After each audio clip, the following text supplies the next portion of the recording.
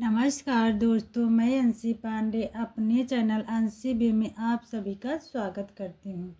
कैसे हैं आप लोग, ये बताने के लिए कमेंट बॉक्स में जय माँ संतोषी जरूर लिखना। आज हम संतोषी माता के व्रत का महात्म व विधि जानेंगे और व्रत कथा और आरती का श्रवण करेंगे। आप बने रहिए मेरे चैनल अंशी बे में। यदि वीडियो पसंद आता है तो चैनल को लाइक और सब्सक्राइब पक्का कर लेना, साथ में बेल आइकन प्रेस कर लेना। जब भी मैं नई वीडियो अपलोड करूं उसका नोटिफिकेशन सबसे पहले आपके पास जाए। चलो अब शुरू करते हैं संतोषी माता का व्रत व महात्म और विधि। एक बार प्रेम से बोलो संतोषी माता की जय।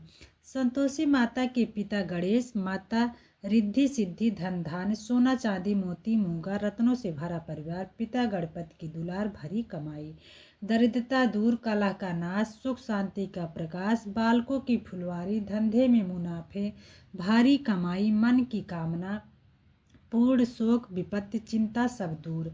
संतोषी माता का लो नाम जिससे बन जाए सारे काम। बोलो संतोषी माता की जय। इस व्रत को करने वाले कहते हैं वह सुनते समय हाथ में गुड़ और भुने चने रखे तथा सुनने वाले संतोषी माता की जय जयकार मुख से बोलते जाएं। कथा समाप्त होने पर हाथ का गुड़ चना गौ माता को खिलाए। कलश में रखा हुआ गुड़ चना सबको प्रसाद के रूप में बांट दे। कथा से पहले कलश को जल से भरे, उसके ऊपर गुड़ चने से भरा कटोरा रखे। कथा समाप्त कर आरती करने के बाद कलश के जल को घर में सब जगहों पर छिड़के और बचा हुआ जल तुलसी के क्यारी में डाल दें। ₹1.25 का गुड़ चना लेकर माता का व्रत करे। गुड़ घर में हो तो लेवें, विचार न करें क्योंकि माता भावना की भूखी हैं। कम ज्यादा का कोई विचार नहीं है, इसलिए जितना बन पड़े श्रद्धा से समर्पित करें। श्रद्धा और प्रेम से प्रसन्न मन को कर ही सदैव व्रत करना चाहिए। व्रत के उद्यापन में 2.5 सेर खाजा, मोमदारी पूड़ी, खीर, चने का साग, नैवेद्य रखे, घी का दीपक जलाकर संतोषी माता की जय जयकार बोले तथा नारियल फोड़े। इस दिन घर में कोई खटाई न खावे, स्वयं खाए, न किसी दूसरे को खाने न दे। कुटुंबी न मिल तो ब्राह्मणों के, रिश्तेदारों के, पड़ोसियों के बालक बुलाए, उन्हें खटाई की कोई वस्तु न दे तथा भोजन कराकर यथाशक्ति दक्षिणा इसमें नहीं दे। नगद पैसे न दे, कोई वस्तु दक्षिणा में दे। बस व्रत करने वाला कथा सुन प्रसाद के लिए एक समय भोजन करे, इससे माता प्रसन्न होगी, दुख दरिद्र दूर होगी तथा मनोकामना पूर्ण होगी। बोलो माता संतोषी की जय। संतोषी माता की व्रत कथा। एक बुढ़िया थी और उसके 7 बेटे थे। 6 कमाने वाले थे, एक निकम्मा था। बुढ़िया माँ 6 पुत्रों की रसोई बनाती, भोजन कराती और पीछे जो कुछ बचता उसे 7वें को दे देती थी। परंतु 7वां पुत्र बड़ा भोला भाला था, मन में विचार न करता था। एक दिन वह अपनी बहू से बोला, देख मेरी माता का मुझ पर कितना प्रेम है। वह बोली, क्यों नहीं, सबका बचा हुआ जूठा तुमको खिलाती है। वह बोला, ऐसा नहीं हो सकता, मैं जब तक आंखों से न देखूं मान नहीं सकता। बहू ने हंसकर कहा, देख लोगे तब तो मानोगे। कुछ दिन बाद एक बड़ा त्योहार आया। घर में 7 प्रकार के भोजन और चूरमा के लड्डू बने। वह परीक्षा लेने के लिए सिरदर्द का बहाना करके पतला कपड़ा सिर पे ओढ़कर रसोई घर में सो गया और कपड़े में से सब कुछ देखता रहा। 6 भाई भोजन करने आए। उसने देखा माँ ने उनके लिए सुंदर सुंदर आसन बिछाए, 7 प्रकार की रसोई परोसी। वह आग्रह करके जिमाती रही। वह देखता रहा। 6 भाई जब भोजन कर उठे तब माँ ने उनकी जूठी थालियों में से लड्डुओं के टुकड़े को उठाया और एक लड्डू बनाया। जूठन साफ कर बुढ़िया मन ने पुकारा, उठ बेटा, 6 भाई भोजन कर गए, अब तू ही बाकी है, उठ भोजन कर ले। उसने कहा, माँ मुझे भूख नहीं है, मैं परदेश जा रहा हूँ। माता ने कहा, कल जाना हो तो आज ही जा। वह बोला, हाँ हाँ आज ही जा रहा हूँ।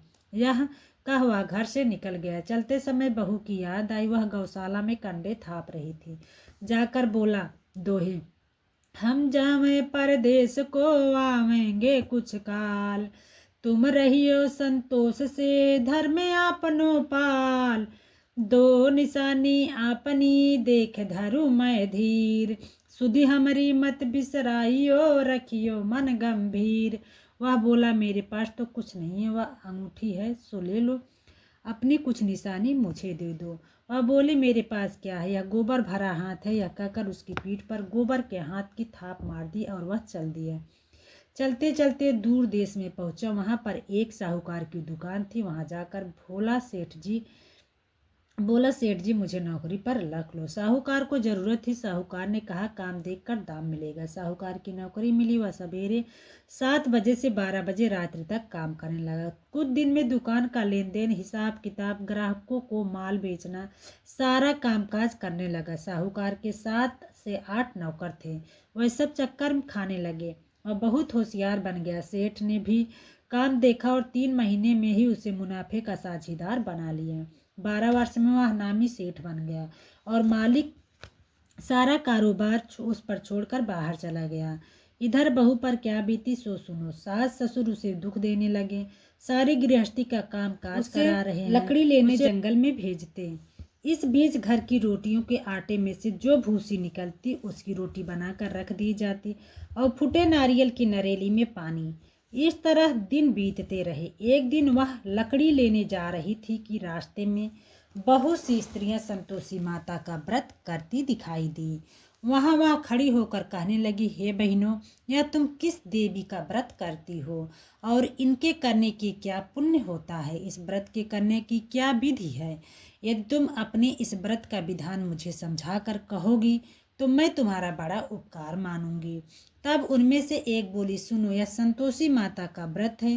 इसके करने से निर्धनता, दरिद्रता का नाश होता है, लक्ष्मी आती है, मन की चिंताएं दूर होती हैं, घर में सुख होने से मन को प्रसन्नता और शांति मिलती है, निपुत्री को पुत्र मिलता है, पति बाहर गया है तो शीघ्र आ जाता है, कुंवारी कन्या को मनपसंद वर मिलता है, राजद्वार में बहुत दिन से मुकदमा चलता हो तो समाप्त हो जाता है, कलह क्लेश की निवृत्त हो, सुख शांति हो, घर में धन जमा हो, पैसा जायदाद का लाभ होता है तथा और भी मन में जो कुछ कामना हो सब इस संतोषी माता की कृपा से पूरी हो जाती है।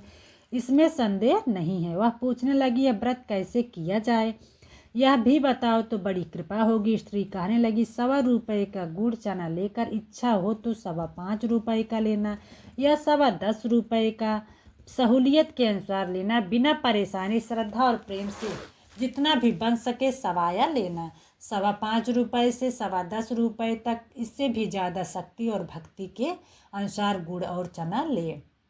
हर शुक्रवार को निराहार रह कथा कहना सुनना, इसके बीच क्रम टूटे नहीं, लगातार नियम पालन करना। सुनने वाला कोई न मिले तो घी का दीपक जलाकर उसके आगे और जल के पात्र को रख कथा कहना। नियम न टूटे जब तक कार्य सिद्ध न हो। नियम पालन करना और कार्य सिद्ध हो जाने पर व्रत का उद्यापन करना। 3 मास में माता पूरा फल प्रदान करती हैं। यदि किसी के खोटे ग्रह हैं तो भी माता 1 वर्ष में अवश्य कार्य सिद्ध करती हैं। कार्य सिद्ध होने पर ही उद्यापन करना चाहिए, बीच में नहीं। उद्यापन में 2.5 सेर आटे का खाजा तथा इसी अनुसार खीर तथा चने का साग तैयार करना। 8 लड़कों को भोजन कराना, जहाँ तक मिले देवर जेठ भाई बंधु कुटुंब के लड़के लेना, ना मिले तो रिश्तेदारों और पड़ोसियों के लड़के बुलाना, उन्हें भोजन करा यथाशक्ति दक्षिणा दे। माता का नियम पूरा करना। उस दिन घर में कोई खटाई न खाए। यह सुन बुढ़िया की बहू चलती रास्ते में लकड़ी के बोझ को बेच दिया और उन रुपयों से गुड़ चना ले माता के प्रसाद की तैयारी कर आगे चली और सामने मंदिर देख पूछने लगी, यह मंदिर किसका है? सब कहने लगे, यह संतोषी माता का मंदिर है। यह सुन माता के नियम कुछ जानती नहीं, मैं बहुत दुखी हूँ। हे माता जगजननी, मेरा दुख दूर कर, मैं तेरी शरण में हूँ। माता को दया आई। एक शुक्रवार बीता कि दूसरे शुक्रवार को ही उसके पति का पत्र आया और तीसरे को उसका भेजा हुआ पैसा आ गया। यह देखकर जेठानियाँ मुँह सिकोड़ने लगी, इतने दिनों बाद इतना पैसा आया, इसमें क्या बढ़ावा है? लड़के ताने देने लगे, काकी के पास अब पत्र आने लगे, रुपया आने लगे, अब तो काकी की खातिर बढ़ेगी, अब तो काकी बुलाने से भी नहीं बोलेगी। बेचारी सरलता से कहती, भैया पत्र आवे रुपया आवे तो हम सबके लिए अच्छा है। ऐसा कहकर आंखों में आंसू भरकर संतोषी माता के मंदिर में मंतेश्वरी के चरणों में गिरकर रोने लगी। माँ, मैंने तुमसे पैसा नहीं मांगा, मुझे पैसे से क्या काम है, मुझे तो अपने सुहाग से काम है। मैं तो अपनी स्वामी के दर्शन और सेवा मांगती हूँ। तब माता ने प्रसन्न होकर कहा, जा बेटी, तेरा स्वामी आएगा। यह सुन खुशी से बाबली हो घर जाकर काम करने लगी। अब संतोषी माँ विचार करने लगी, इस भोली पुत्री से मैंने कह तो दिया कि तेरा पति आएगा, पर आएगा कहाँ से? वह तो इसे स्वप्न में भी याद नहीं करता। उसे याद दिलाने मुझे जाना पड़ेगा। इस तरह माता उस बुढ़िया के बेटे के पास जाकर स्वप्न में प्रकट हो कहने लगी, साहूकार के बेटे सोता है या जागता? वह कहता है, माता सोता भी नहीं हूँ, जागता भी नहीं हूँ, बीच में हूँ, कहिए क्या आज्ञा है। माँ कहने लगी, तेरा घर बार है या नहीं? माँ बोली, पुत्र तेरी घरवाली बहुत कष्ट उठा रही है। वह बोला, हाँ माता, यह तो मुझे मालूम है, परंतु जाऊं कैसे? परदेश की बात है, लेन देन का कोई हिसाब नहीं है, कोई जाने का रास्ता नजर नहीं आता, कैसे चला जाऊं? माँ कहने लगी, मेरी बात मान, सवेरे नहा धोकर संतोषी माता का नाम ले, घी का दीपक जला दंडवत कर दुकान पर जा बैठना है। देखते देखते तेरा सारा लेन देन चुक जाएगा, जमा किया माल बिक जाएगा, साझ होते होते धन का ढेर लग जाएगा। अब तो वह सवेरे बहुत ही जल्दी उठ मित्र बंधुओं से अपने सपने की बात कहता। वह सब उसकी बात अनसुनी कर हंसी उड़ाने लगते। कहीं सपने भी सच्चे होते हैं? एक बूढ़ा बोला, देख भाई, मेरी बात मान, इस तरह साच या झूठ कहने के बदले देवता ने जैसा कहा है वैसा करने में तेरा क्या जाता है? अब बूढ़े की बात मानकर नहा धोकर संतोषी माता को दंडवत कर घी का दीपक जलाए दुकान पर जा बैठा। थोड़ी देर में वह देखता है कि देने वाले रुपया लाए, लेने वाले हिसाब लाए, कोठे में भरे सामानों के खरीदार नगद में सौदा करने लगे। शाम तक धन का ढेर लग गया। मन में माता का नाम ले प्रसन्न हो घर जाने के वास्ते गहना कपड़ा सामान खरीदने लगा। यहाँ के काम से निपटा घर को रवाना हुआ। इधर उसकी बहू बेचारी जंगल में लकड़ी जो लेने जाती है, लौटते वक्त माता जी के मंदिर पर विश्राम करती है। वह तो उसका रोज रुकने का स्थान ठहरा। दूर से धूल उड़ती देख वह माता से पूछती, हे माता, यह धूल कैसी उड़ रही है? माँ कहती है, पुत्री, तेरा पति आ रहा है। अब तू ऐसा कर, लकड़ियों के 3 बोझ बना, एक नदी के किनारे रख, दूसरा मंदिर पर और तीसरा सिर पर रख। तेरे पति को लकड़ी का गट्ठा देख कर मोह पैदा होगा, वह वहां रुकेगा।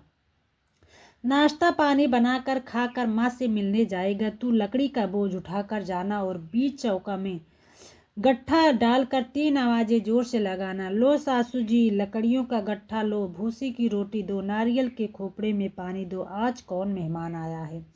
माँ की बात सुनकर वह बोली, बहुत अच्छा माता जी, कहकर प्रसन्न मन को लकड़ियों के 3 गट्ठे ले आई। एक नदी के तट पर, एक माता के मंदिर पर रखा। इतने में ही वह मुसाफिर आ पहुंचा।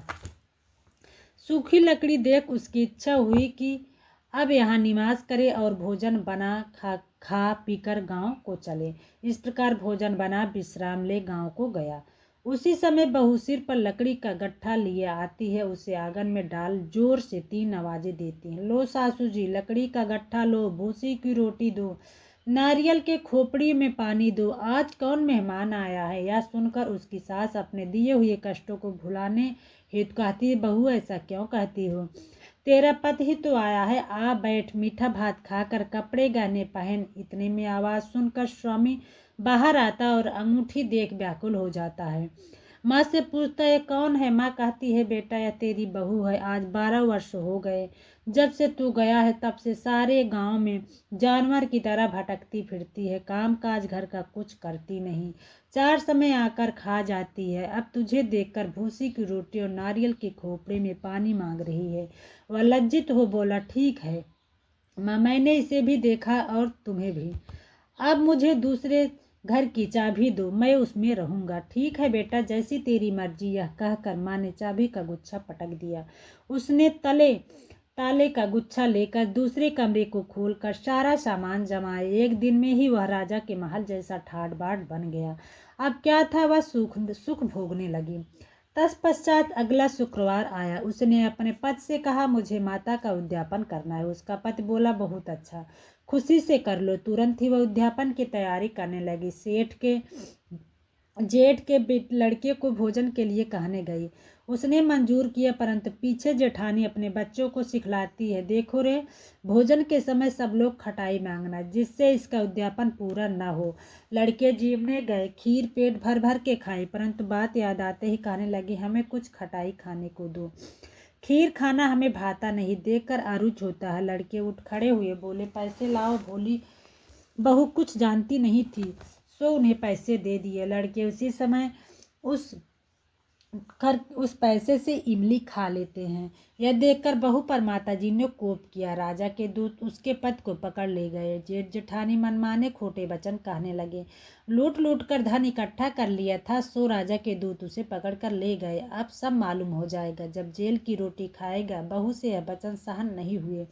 रोती रोती माता के मंदिर में गई और कहने लगी, माता तुमने यह क्या किया?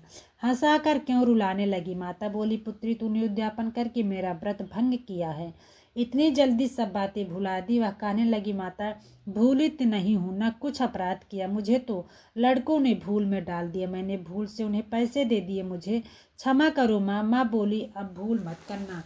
वह बोली, अब भूल नहीं करूँगी। अब बताओ वह कैसे आएंगे? माँ बोली, पुत्री जा, तेरा पति तुझे रास्ते में ही आता मिलेगा। वह निकली, रास्ते में पति आता मिला। उसने पूछा, तुम कहाँ गए थे? वह कहने लगा, इतना धन जो कमाया था उसका टैक्स राजा ने मांगा था, वह भरने गया था। और प्रसन्न होकर बोली, भला कुछ, अब घर चलो। कुछ दिन बाद फिर शुक्रवार आया। वह बोली, मुझे माता का उद्यापन करना। पत्नी ने कहा, करो। वह फिर जेठ के लड़कों से भोजन को कहने लगी। जेठानी ने एक दो बातें सुनाई और लड़कों को सिखा दिया, तुम लोग पहले ही खटाई मांगना।